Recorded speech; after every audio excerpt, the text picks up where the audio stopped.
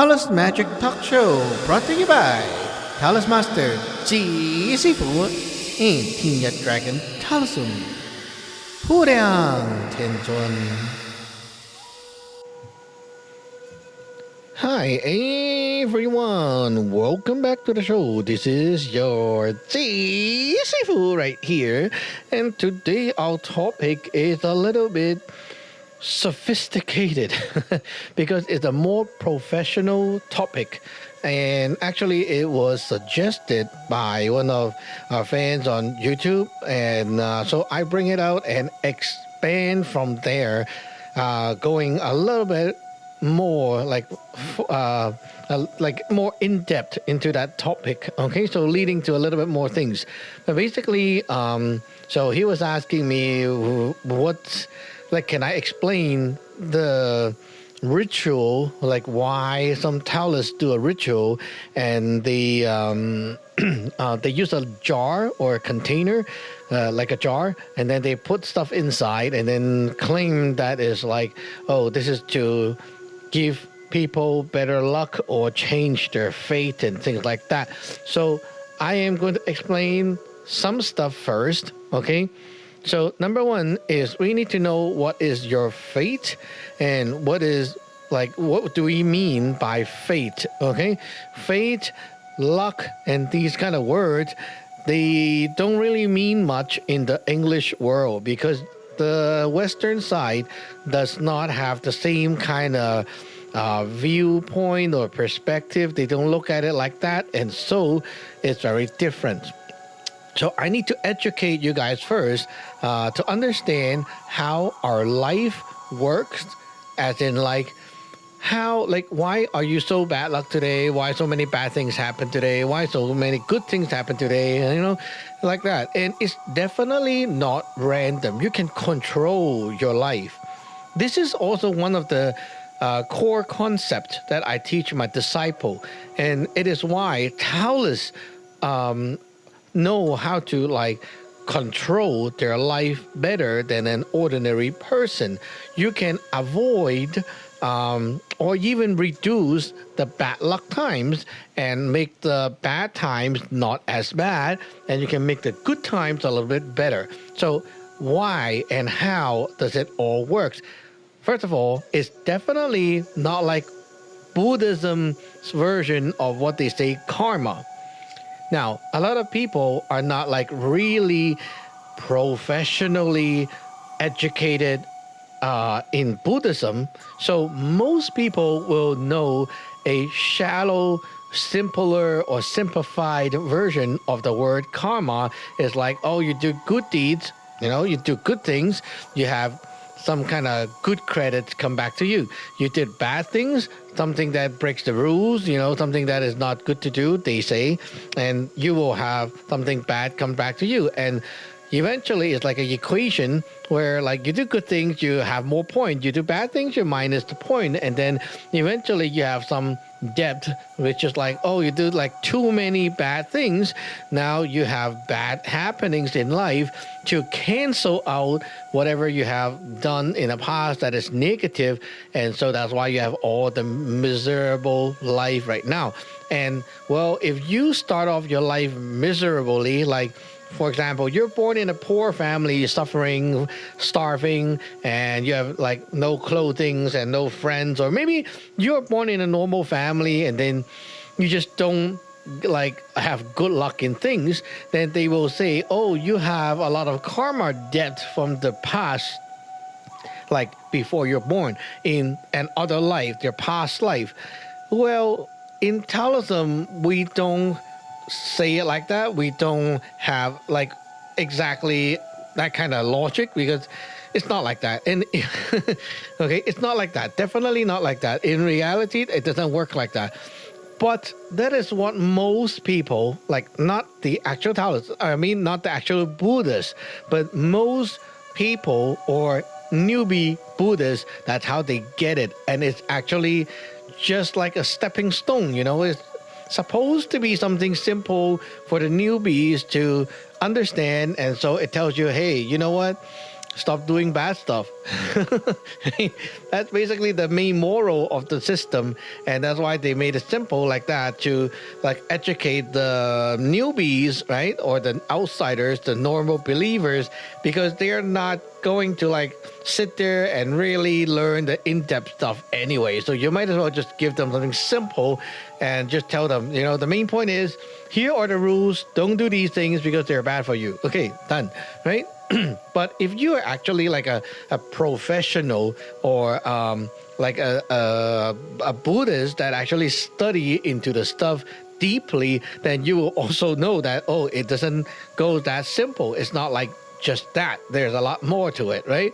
So I know, like I know that because I knew some Buddhists who are more into, you know, like they're not just newbie or believer. They actually learn stuff, and it's not like that when you understand more.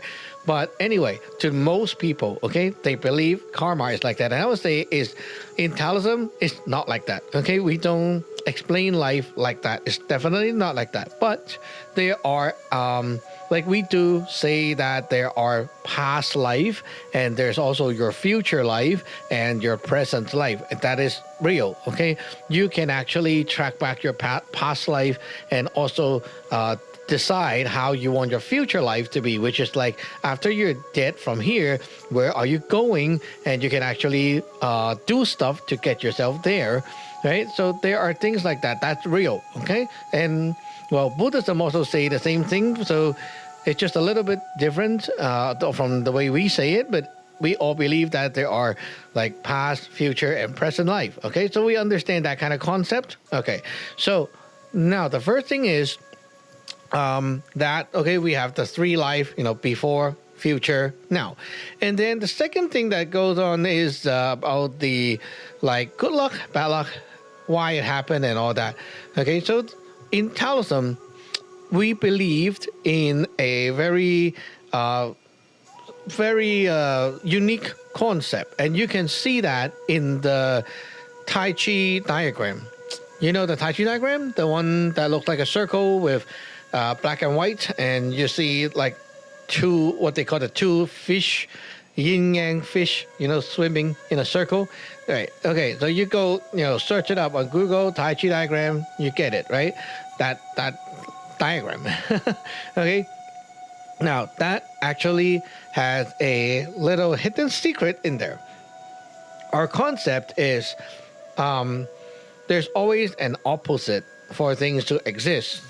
So look, you have light and you have dark. You have heavy, then you have light, right? You have tall and you have short. So everything is like opposite, right? In pairs like that. So going a step further, okay, imagine in this world, we are a living being. We are human, right? Living being living inside a planet. So on the other side of the equation, then you will be the planet with people living inside you. Okay, so it's exactly the opposite in role, right? And this equation leads us to understand how our life works. Okay, so let me just jump a little bit, okay? In our term, that spiritual planetary body of you, we call that your Yun Sun. Yun is like time and Sun is like the God. You're like the God of time, right? So what that is your own personal planet. That the you, that is also you, okay? That is how you were on the other side. So yeah, you can kind of imagine like people say parallel universe, something like that, okay? But instead of saying there are two you and both of you are human being, it's actually one of you is a human right now, and the other side of you is you're the planet with people living inside you. So you're like playing the role of being a world. Okay, so in that world, you're the planet. So how the planet goes and how people treat the planet there will equals to how the planet will become that day. Let's say, okay, for example, the people living in your planet, okay, in that planet, they start doing damages to the planet. They do like nuclear bombs and whatever, break the mountains and okay. So they cause a lot of problem inside the planet. Then the planet becomes very chaotic, broken, bleeding, and all that, right? So that is the pattern in your planetary body. And when you take that and translate it over to the other side of the formula, that will equals to how your life here as a human being, and you will see those patterns showing up. So let's say if the planet, okay, your planet is bleeding, right? It's like leaking juice out of the planet, right? Bleeding like lava, earthquake, boom, and then stuff leaking out, right? If that is happening and you're like earthquaking and all that, unstable, very chaotic, well, in your life here, you will feel like that when you're like being the human being. You will get hurt, so you bleed. You will feel shaky inside, unstable minds, and not able to focus. You get the idea, right? So how the planet is how you will be here. Okay, so now we know that they relate to each other, kind of like that. So it also means that how you live a life here is going to equal to how your planet will be as well. So every day when we sleep, that is the time when we exchange our energy with the planet. So every day you sleep, you realize that you go to sleep and then you wake up and you feel like a new chapter, new day, right? Like you kind of feel less stressed and you feel more like refreshed, relief, and it's like I can continue again. I'm energized again. Okay, here you go. There are two things. One, you feel something is gone. That should be like the negative stuff, right? Things that you don't like, things that you feel sad about, things that you feel scared, or things that you feel negative about. Those things are mostly gone when you're sleeping. That means your negative things that you don't want from this world actually get dumped to your Yun Sun, your planet, when you are sleeping. Now, as an exchange, your Yun Sun will give you what they produce, which we call Yun Hei. You see this term in Chinese medicine as well. Yun Hei is actually the energy, Hei, right? Energy from this, the energy of time. It gives you that pre-heaven energy, and that fills you up. It goes to your soul and fills you up. And then like your soul inside the body here will convert that and burn it like that is gasoline, and it keep burning to create energy inside your body. So that Yun Hei itself goes to your body inside into your soul. It doesn't do anything yet. It's your soul that consumes it and breaks it down and turn it into three kinds of energy that it needs, and it powers up your life. So we actually talked about this before. It turns into a neutral type first, which gives you the feeling of like, oh, I'm alive, or you're focused, you are who and who. It feels like you know who you are in here. And also you have a direction in life and you can feel yourself. That's very important. Some people wake up, they don't feel like themselves. They feel like they're like a dead body walking around, like life is meaningless. Then you have a big problem, right? So your neutral soul energy is like that. And then next, it will create the negative soul energy. That negative soul energy gives you the power to think and ponder and digest and break down information, which makes you like smarter, okay? It allows you to break down information and all that, and also absorb information. So when you listen to people talking, you can actually understand what they're saying. Now, if your negative soul energy is kind of like overflowing too much, then you have the issue of overthinking things. Like when people say something, you overthink it, and then it becomes like something good turns into a negative comment or maybe criticism in your mind because you're thinking too much. You're like overthinking it, right? That is due to the fact that you have too much negative energy.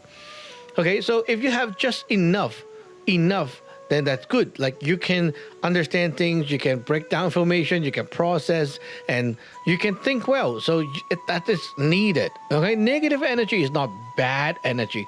They are needed. It's part of your life. You need that. Okay, and then when your body burns more and turn that negative energy into the next type. Oops, bang the mic. It turns into the next type. It becomes the positive energy. Positive energy helps your soul to push your physical body to move.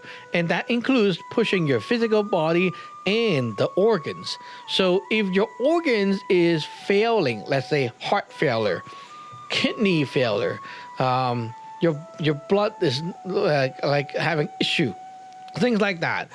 Those are all caused by your yang energy having problem. It could be not enough, it could be too much, and so on. For example, you got like high blood pressure. That is like too much energy, it will cause that. Okay, so yang energy deals with your physical body parts, including the bone, the tendon, your organ, all that stuff that can be touched by the physical body. It deals with those things and powers them up. So once you have all three types of soul energy, you feel more energized and you're awake and alert and clarity and all that stuff, and it feels better, right? So it all comes down to the root, which is your spiritual planetary body. If your planet is giving you good stuff and giving you enough stuff, feeding you well, the next day you wake up and you feel well and you feel good. Also, the pattern of how the previous day of that planet is will form the pattern or like kind of influence the pattern that will happen today. So if your planet is going through like a really shitty day, then when you wake up, your day here will be a little bit shittier because you are basically running your day, but also being affected by the pattern of the planet of the previous day. So that is how your life actually works. And now going into this, you will understand you also affect the planet. So how you want the planet to be, you can actually affect it or influence it by doing proper things while you're awake. And in this world, what do? What actually goes to the planet? Well, first of all, you need to eat and drink. So that's like consuming element from this world. If you are fasting, then, oh my, you're not taking in enough element from this world, your Yun San will lack resources. And the next day, your Yun San will have issue because it's lacking resources. You're starving yourself, but you're also starving your planet. That means your planet don't have enough stuff. The next day, it doesn't have enough stuff to give you. Also, what your eyes see, you hear, and you feel when you interact, all these things give you some sort of energy when you interact and listen and watch and all that. And those things go to your heart. Okay, the energy goes into your heart. And the heart will dump its energy to the Yun San when you sleep. So if you are recording good stuff in the day, then it will be beneficial for your Yun San too. But if you are recording a lot of bad stuff, for example, before you sleep, okay, someone just decided to call you and tell them like their story of, I just got dumped by my boyfriend and then he raped me and he was like super mad and okay, all that negative news, right? The people are like venting all the bad stuff and then you listen is absorbing. So you absorb that energy. And then when you sleep, those things go to your Yun San. So now you know, okay? So you don't especially before you sleep, you don't want that kind of crap going into your Yun San. Then you avoid some phone calls or reading, some negative things and things like that. Especially the news. There's a lot of negative stuff in the news. And when you are about to sleep, you don't want to watch like, oh, it's like murder and, there's a lot of people dying and, that kind of thing. You don't want to get those things in before you sleep. You can watch in the morning, but avoid that at night when you sleep. Now you will be like, why though? If they're negative, I should avoid them all. Well, you can't, right? Sometimes you cannot. Like you're living a normal life, you need to watch the news, you need to talk to your friends and things like that. But you can select which time to do it for the better effect or the worse effect. You can choose, right? Now, why before you sleep? I want you guys to do this experiment. You can visualize the experiment, okay? So let's say we have 3 T-shirts, okay? Red, blue, yellow. Okay, red, blue, yellow. 1, 2, 3. Red, blue, yellow. 1, 2, 3. Okay. Okay. Now you have a box, and you're gonna pack this T-shirt into the box. It's just like a small box, so you can only fit 1 T-shirt and then the other one on top, right? So red, blue, yellow. 1, 2, 3. Right? Okay, so let's say right now I put in 1 and then 2 and 3. So I put red and then blue on top and then yellow on top. So I close the box, right? I give it to someone else. Someone else open the box. What do they see first? Yellow, right? You see the last thing that you put in. So when you unpack, it is always like a reverse order that you actually see things from.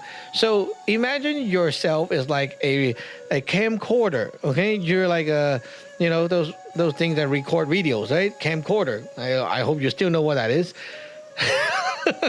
These days people don't know what is a camera anymore. They only know my phone. What? Camcorder? I use my phone for everything. The phone record videos, not camcorder. Right? So anyway, you are a camcorder. You record the history, right? So anything that happened, you record it with your eyes and your ears and everything, right? Okay, so when you record, like you go through things, you see things, you listen to things, okay? So when you record something bad, something negative, before you sleep, it goes to the top of that package. And then when you exchange energy with the Yunsan, right? The first thing that goes, like you open, and then the first thing that the Yunsan get is the crap. So whatever that is good later is already all affected. Now you have to imagine this, okay? Let's say I have some spoiled food, okay? It tastes horrible. It's very disgusting. I serve that to you right away, and then I give you, like Angus beef steak and a nice soup and whatever. No matter how nice the other stuff is, the first thing ruined the whole meal, right? Now, if you had the whole meal and it's good, and at the end there are some, bad stuff, you'll be like, okay, well, that is not good, but I can still rinse my mouth, and I actually enjoyed the whole time, and it's fine. You get the idea? So when you pack that package for the Yunsan, you want to leave all that bad stuff for the last moment of that package. So that means if you need to watch negative news, you need to like listen to your friend, talking about their sad story and crap like that. You want to keep it like from the morning to around noon, and after like maybe 3 or 4 p.m. when you're like almost off work, you need to say no to all that negative gatherings and talking and all that, because you don't want that in the package. When like you give to the Yunsan, right? The package, you don't want the top layer to be negative. You want that to be the good stuff, the happy stuff, right? So it doesn't ruin the whole meal. Okay, so that is the logic, and also how you can avoid making your Yunsan go nuts on you. When your Yunsan is not happy because you gave them a bad meal, the next day you deserve and you will get a bad treatment because the Yunsan is not happy, its energy is negative, it goes to you, it creates bad luck. Very simple, right? Like imagine the Yunsan is like a person, okay? You gave them a bad day, they ruin your day tomorrow. Very simple, right? So you don't want that to happen to you, then you treat the Yunsan well. Also, understanding how important eating is. You need to eat properly, or else your yun san don't have stuff. You starve your yun san, or you gave the yun san like not enough whatever it needs, right? Then you have a big issue. So now you understand how like the basic concept works, how life works. Now we're going to talk about the actual magic, what we call the magic in a jar. Okay, why some people do magic and they put stuff inside a little container or a jar. It's actually not just Taoism. Yeah, if you watch like videos on witchcrafts or voodoo or other cultures' magic, they all have something like that. Even not magic, but some like cultural practice, they also do things like that. You take a container, you put a bunch of stuff inside, and then they bury it or put it somewhere special and just leave it there for a long time, right? Lots of magic like that. Lots of magic like that. Okay, now the theory of like how it works, why that is like that, and that logic behind is almost identical. It's all about the same idea. Okay, so if you understand the logic, you can actually create your own little magic. Well, it's not as powerful as the one that is like the professional one, but it still works. Okay, so I'll teach you how to do one right now without actually being like a Taoist priest or someone professional. You don't even need a lineage or a sect or whatever, because this is part of what human can do. It's part of our natural ability. We can do that, and it's part of like what we can do. Just like in the previous episode, we talk about how to curse people. Well, you can curse people without being a priest or a sorcerer. You can do that. Anyone can do that. It's just that if you're a professional, well, your curse is stronger, right? Same thing to this magic. So how does it work, and what's the logic behind? Okay, first thing is the container. Why a container? Well, if you put things inside a container, the container acts as a world of its own. Okay, because you seal up the container, like you close the lid, that container, like the space inside, is like a room, right? Imagine I put you inside a room, I close the door. What happened? Well, you're inside that room, right? So if I smoke you, like I put in some smoke, and the smoke creates, let's say, a certain kind of smell. I don't know what smell, right? Let's say lavender. Then it will make you very lavender. It will smoke you and stain you with the smell. But if you're like in your backyard, like you're open and exposed, and I put those like lavender smoke around, it's not going to smoke you as much, because the flavor, or whatever you want to call that, or the fragrance, the smell, it will like escape to the bigger space, and it will not pack into you that much. Like you'll be affected a little bit, and then very soon, the wind blows and everything, and it's gone, right?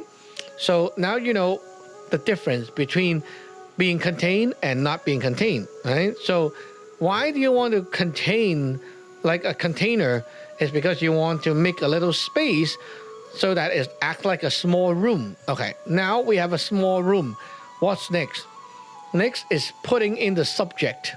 What do you want to smoke? Everyone know about like how, like smoke ham, bacon, how how people like, they put all the stuff inside a little smoke machine, which is also a container, and then they start grilling stuff and then injecting the smoke into that little space. And then after a little bit of time, all that ham or meat, they get that flavor because you smoke them and like penetrate the smell into them, right?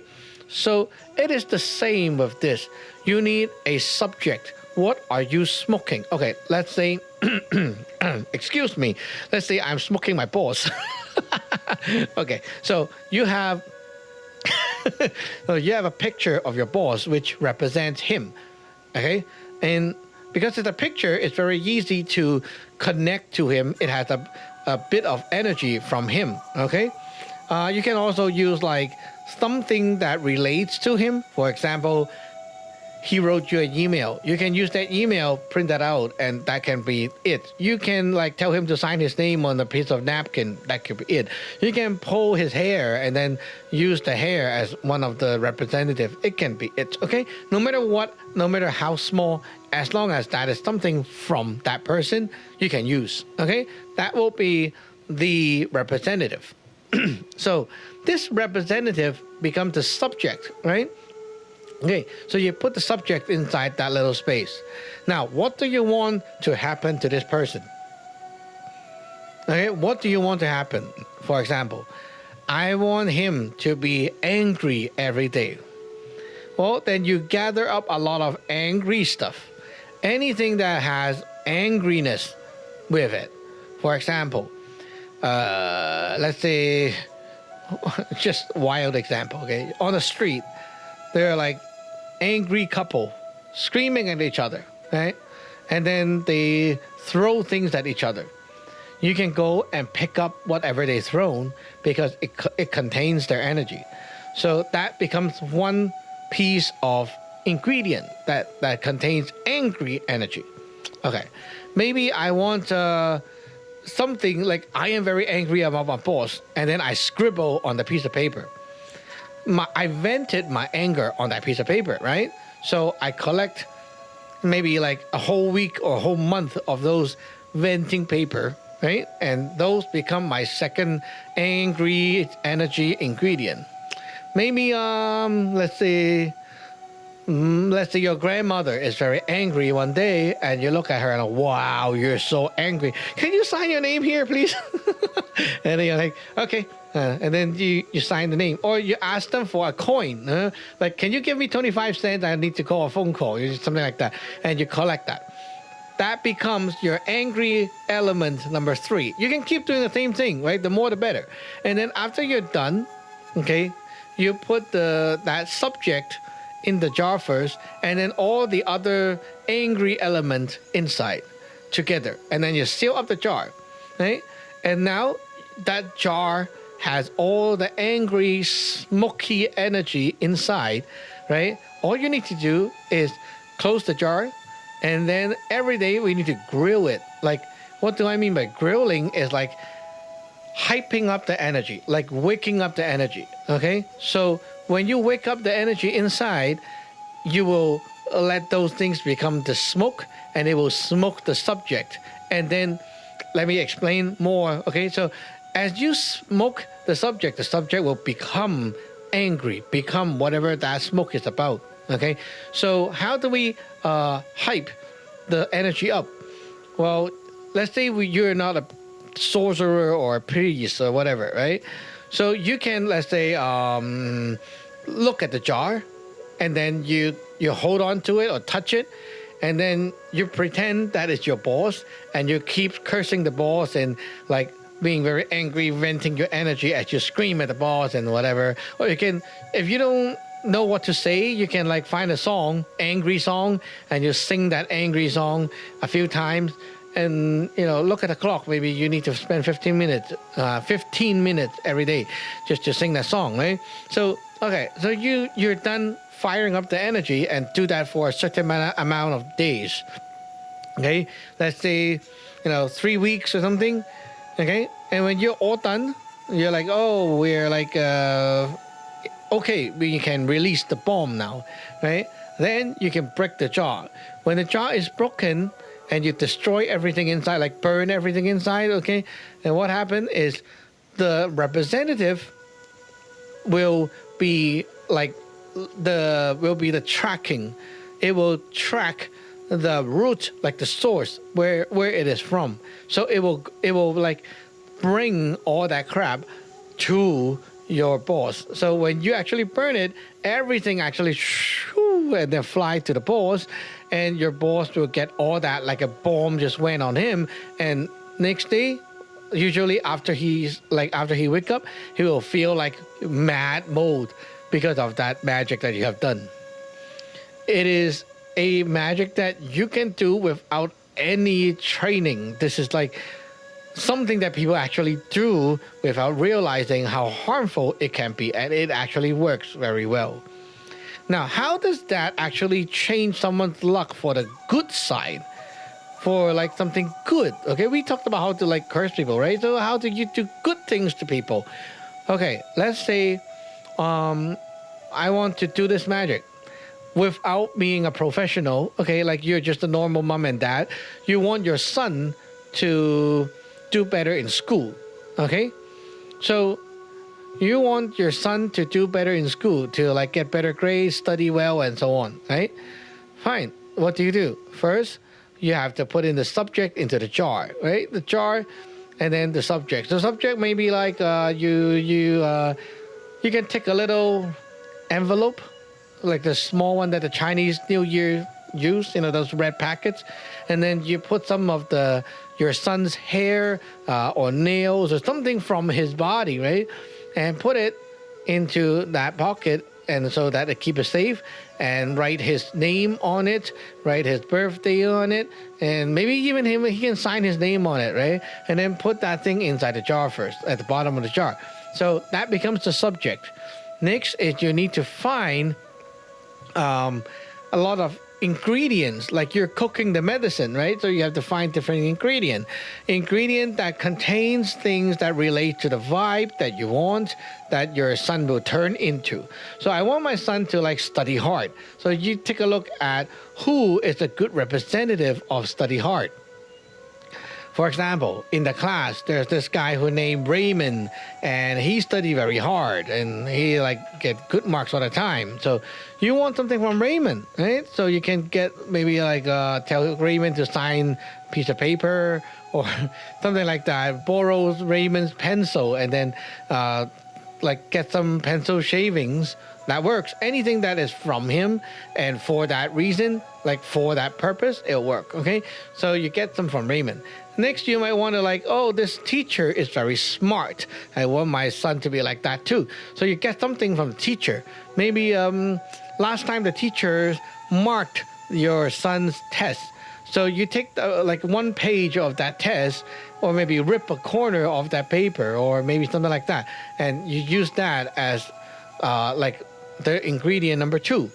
Number 3 could be like, well, there's like a historical person that actually has like great knowledge. So I buy one of the book from this historical person that relates to him, and I use that like a page of the book or something, and as a third ingredient. So eventually you collect a lot of ingredient, right, over a period of time, and you stuff up the jar. You don't need to be full. You can go with like 3 or 4, but you can do more if you want, right? More the better. So you collect the ingredient, and then you put them together, and then you seal up the jar. And then now you can do your little ritual. So every day you can touch, like hold on to the jar with both of your hands, and then you will close your eyes, because now you and the jar, when you touch, you and the jar is one. It's like you guys are one unit, one thing. So when you close your eyes, it's like you and the jar is combined into one thing. So you start to like with your mouth, you start to say things, or in your heart you start to visualize how your son will turn better, turn good, hardworking, study hard, do well in school, and then you visualize his future, good things happening in his future. Maybe he was doing a test and then he got 100, something like that, right? You keep doing that to fire up to hype up the energy inside that jar. And now that jar will do like the smoking effect on the subject. Okay, so after maybe like a period of time, or maybe you will wait until it's like his big day, maybe like his final exam. Okay, so 1 week before the final exam, I break everything and release the energy. So that way, all the energy chased back to your son, and now your son suddenly feel very motivated and hyped and all that to study, and he have 1 week being like influenced by that new energy, and then when he have the exam, he will do much better. So this is something you can do without actually being a Taoist priest or a sorcerer or whatever. You don't need any like special teachings. or power. This is something human being can do. Okay. Now, one thing you need to understand, like another theory, is like it's kind of like the quantum physics theory, where they say one atom here and then an atom somewhere else. These two things are entangled. So when A start doing this, then eventually B will start to synchronize, and they will do the same thing simultaneously, like they're like a mirror image of each other, not mirror, like a duplicate image of each other, like that. They're like combined together, and they move at the same pace, they do the same thing, like that. That is like what they call the entanglement effect. This is also related to that. The subject inside the jar is like it's locked inside a world of its own, and that means it is also detached and cut off from the world, from this reality. And so you have opened a parallel universe of that person. So what happened is inside that jar, right? What is happening to the subject inside that jar? It's kind of like the Yun San theory, okay? So inside that jar, let's say your son is getting very angry, right? And at the same time, your actual son, in reality, is also going to feel the same thing, because it is entangled to that representative inside the jar. So whenever the representative inside the jar got like influenced or moved or affected by whatever's inside there, the actual person will feel and have that effect too. But it's like a real time almost kind of effect, but then that is not the full on power. The full on power comes when you break the jar. So now that entanglement is not there anymore, because the representative and the actual person is now in the same world. You didn't close it up, so it's in the same world. While it's in the same world, they will have to combine together again. So what happened is you destroy that representative, like you burn it, right? Now those energies that goes with it will all go to the actual person. And that is the time when they get the actual like full on payload. So it's like while the jar is closed and you're doing stuff every day, it's having like it's actually taking effect every day, but it's not like the full on finale kind of effect. So when you actually break everything and burn the stuff, it will give the whole thing over, and now the game is over. Okay, that's like the final kick, final punch, something like that.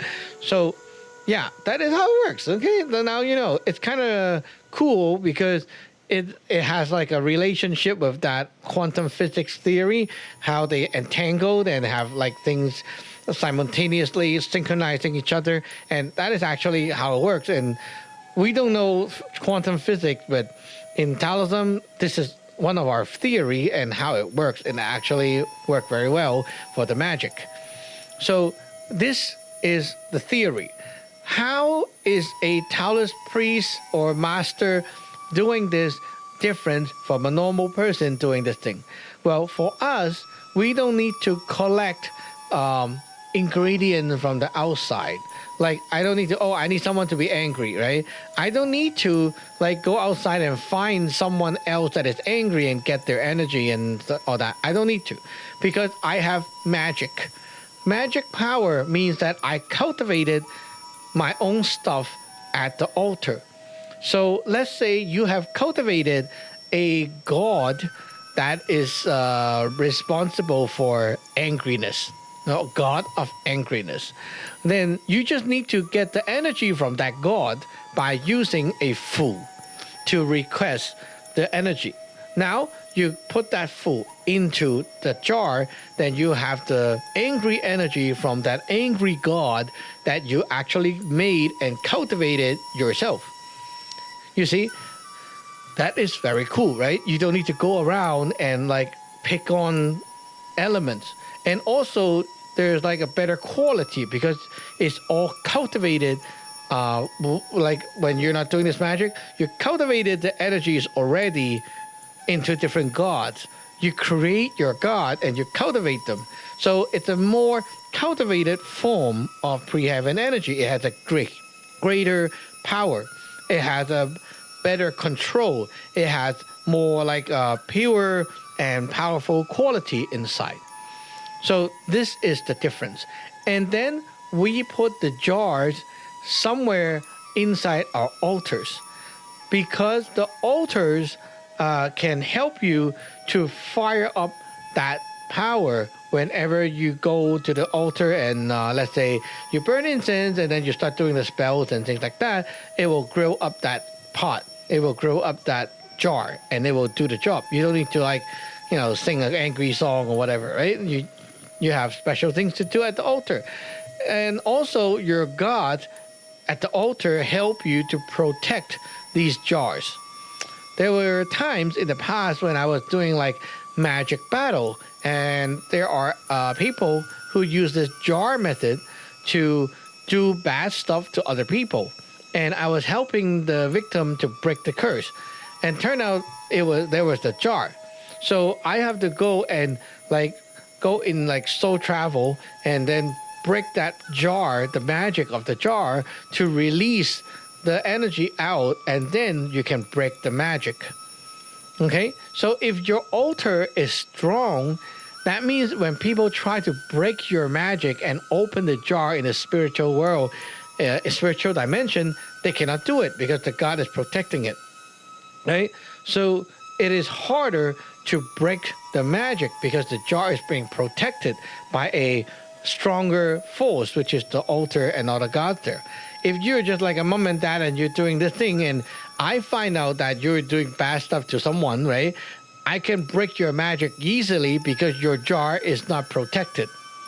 Your jar is not being like locked, right? It's spiritually. So I can break that magic very quickly and then your stuff will become like ineffective.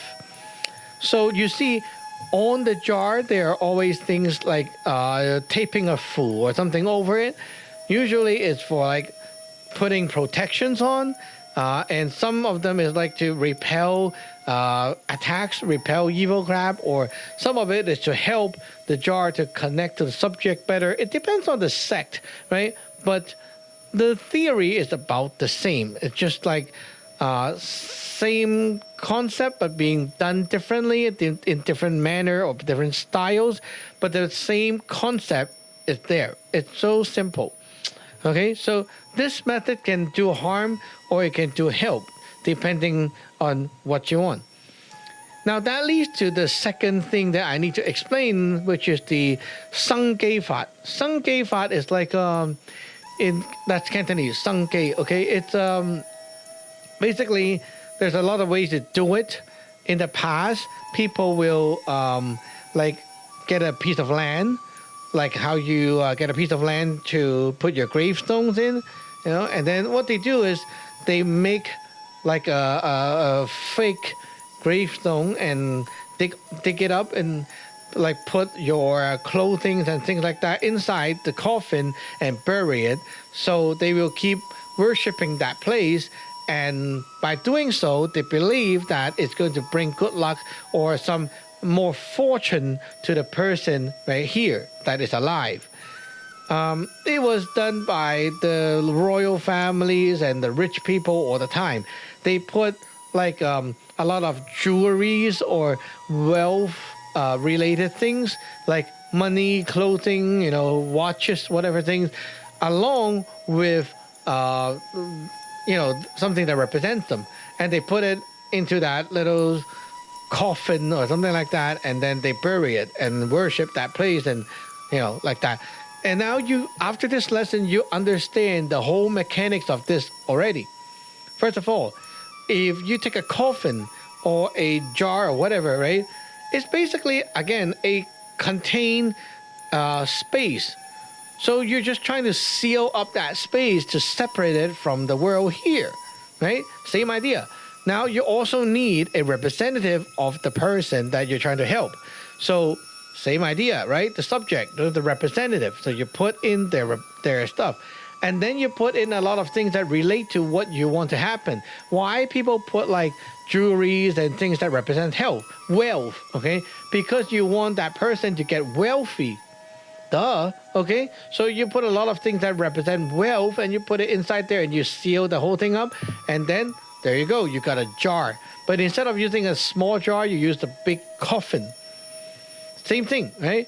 Now, why do you have to worship that thing, right? People worship that thing. Like they have to burn incense and do like prayers and things like that in front of that fake graveyard. Because that is like what we just said. You have to fire up the energy inside so it can smoke the subject. Same idea, right? You're smoking up the person. So you got to do stuff, like chanting, burn incense, praying, and things like that. Is smoke up and activate the energy inside so that it will smoke into the subject's representative, and now that will take effect. Same idea. Okay, basically it's really pretty much the same thing but done in a larger scale. Because with a jar, you can maximum, you can put coins, you can put some, a paper. But in the coffin, imagine what you can put. You can put I don't know what you want to put, but people put a lot of big stuff. A lot of expensive bags or jewelries, like diamond, stones, anything big, and maybe put your whole PC inside. Right? Who knows? But that's basically the same idea, but just done in a larger scale. So what's the difference? Well, no difference. Okay, it's the same kind of magic. And the difference is just that one is done in a larger scale, in different style, so you can charge the client more money because it look more grand. Well, if I tell you pay me $50K and I'm just using a little jar, you don't believe it because it looks so small. But if I have to dig up a piece of land and then, make the whole thing very official, like a real graveyard and things like that, now that costs money, right? So you can charge your client more money because it looks grand. That's basically what it's about. Okay, so it looks grand and big and just like that, and you can charge more money. So same theory, really, the same thing. Okay. Now there are magic that we do which uses representatives of the subject, and we don't need a jar. For example, I am flying a food to someone to help them. To exorcise the evil things out of them. I don't need a jar. I just need the representative of them, and I need a fool, which is to request the power from the gods for whatever purpose. And I just need that fool, and I burn them together after informing my god. I burn them together, and I do my magic stuff, and it will send to the person directly right away. And there's no need for any jar or at the altar praying stuff and try to fire up the energy. Don't need that, right? Because we're just directly flying the magic over, and we don't need to cook it up inside that jar. So what situation you need to have a jar, and what situation you don't need a jar? Well, if it's something that is urgent, you definitely don't want a jar. Okay, I write the food and fly it over right away, it takes effect right away, right? So it's a very direct kind of magic. You don't need a jar. A jar is good when you want things to actually influence them for a long time, like smoking ham, right? You want the ham to have that flavor for a long time, right? So you want things to be more penetrative, more influencing, more life-changing. Ooh, I hit the mic again. More like a life-changing experience, right? Then you will want to use a jar. Okay, so something that has greater impact, you wanted to use a jar because you want to give them a treatment, right? Like a certain period of treatment, then you want a jar. So that's basically the difference. You can do magic without a jar, and seriously, I don't use that jar method often. Really, unless I really need to work on someone really badly, then I will need a container. But usually we don't. We just need to fly the food right away, and it should be okay. It's not a big deal. Then you don't need a jar. Now you guys understand what it's all about, and I think I actually explained a lot more than I need to.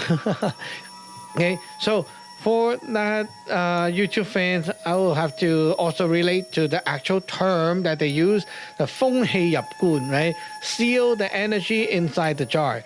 Why the energy? Energy is related to the soul energy. So that's why when you collect those ingredients, you need to have like people with those kind of vibe, those kind of, the soul energy at that state, and you collect them and it becomes your ingredients. So you're like sealing in soul energy inside the jar to smoke up the subject. So basically that's what it means. Okay, that really basically literally the meaning of that word. It's not that magical or that like hard to understand. Now I actually followed that word and did a search on YouTube, and I found the video that my YouTube fan actually watched, and then that's why he asked me the question, right? So I saw the video. There was like a Taoist priest with some believers standing up, and he was like taking some stuff and burning it, and then drawing stuff over the people's face, and then drawing stuff over those jar, and then say, I don't know, like something like that, and that's it, right? So what was he doing? Well, very simple. He was basically informing his God, like this person A, person B, person C, person D, and then he say they are related to jar A, jar B, jar C, jar D. That's what he was doing when he like writes stuff over the people and writes stuff over the jar, just making a connection, right? And after he does it, inside the jar, there's actually already a representative item from each of the believer. It could be anything. It could be like a piece of paper with them writing their name on it, and then so on, something that has their relationship with them and also from them. It could be their hair, it could be a picture, whatever, okay, subject, right? And so after that is done, the Taoist priest will also put other things inside. For example, this is like a very common way. You can use the dish of, like, for example, red beans, okay, dried beans. And these beans are all just a container. So he, for example, is doing the magic to help everyone to get wealthy. He can burn a fu, that is for like boosting the wealth luck, wealth ushering fu, and he burned the fu into the dish of beans. Then in every jar, he grabbed some and put it inside. So that's like number one ingredient. And then maybe there's like a dish of yellow beans, right? The yellow beans is for protection. And then I burn the protection food over the beans. Now I grab a bunch of beans and put it into each jar. The same thing goes to other whatever you want to do. And after all that, you seal up the jar and put the jar on the altar and tell your God, okay, this is what I want to happen to these people. Then every day you go burn incense, and then let the God knows what you want to do, and you do some spells and things to fire up the power, right? To activate those energy and let them smoke. So after a period of time, you can take all that stuff, break it, and send the magic off, and the magic is done. And that's basically how it works. Okay, so this is the magic we try to explain today. Wow, that's like an hour of talking, just talking about these magic. So cool, huh? And we also talked about how life works, the Yun Sun and all that, right? I actually teach the Yun Sun theory a lot, and there's a lot of repeats in my show, but if you didn't listen in the past, there you go. So that's how our magic works, and it also applies to any other sect or religion. Same idea, just different ways of doing it. And different style, maybe, okay, like changing the spell, changing the container look and whatever, right? But same idea, okay? Okay, so up to this point, I will stop right here for this time, and I really do enjoy someone actually posting questions like, oh, can you explain this more? Can you talk about this more? I really like that because it helps me to build my next show. So if you want, you can really do that. Type in the comment section. Let me know what you want to know about something related to magic, Taoism, things like that, and I will talk about that in the next show, if possible. Right? So help, guys. Help me think of topics, and we'll do this whole series together. Okay. I really do appreciate that YouTube fans giving me this topic. It's really nice.